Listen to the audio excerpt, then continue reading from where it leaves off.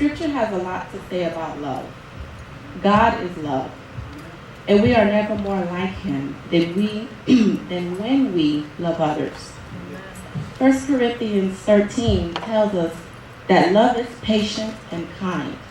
It is not proud, does not brag, it isn't rude, it is not self-seeking, it is not easily angry, it thinks no evil, it rejoices in righteousness and truth.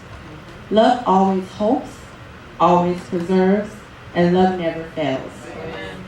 When you stop to think about what love is, when you think about your life, do you find it difficult to portray any of these attributes? Do you ever struggle with patience?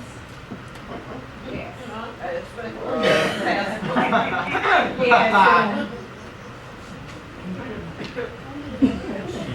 Do you get angry easily?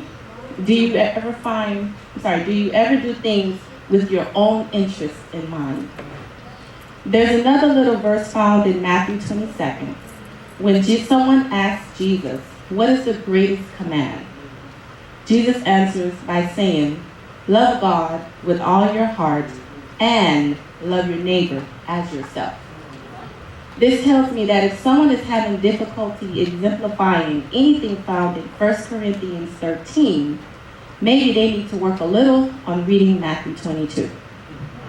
In other words, if I am to love others as I love myself, and loving is a challenge, maybe I need to work on loving myself. And if I'm having trouble loving myself, maybe I need to work on loving God more and receiving his love. That is where it all starts anyway.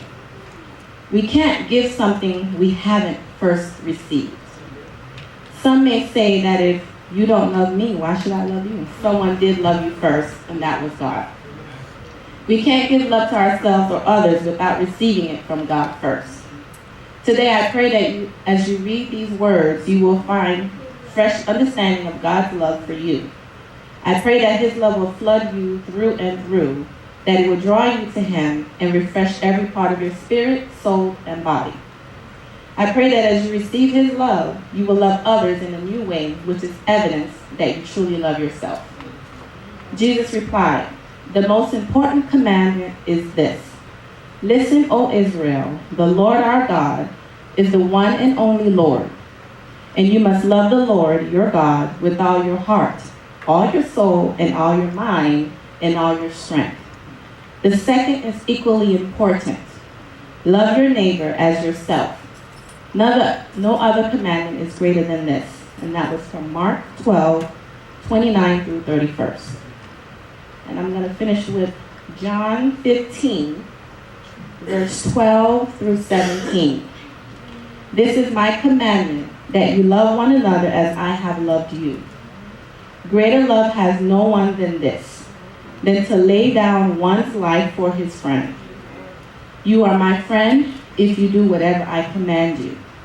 No longer do I call you servants, for a servant does not know what his master is doing, but I call you friends. For all things that I have heard from my Father I have known through you. You did not choose me, but I have chose you, and appointed that you should go and bear fruit, that your fruit should remain, that whatever you ask the Father in my name, he give you. These things I command you, that love one another.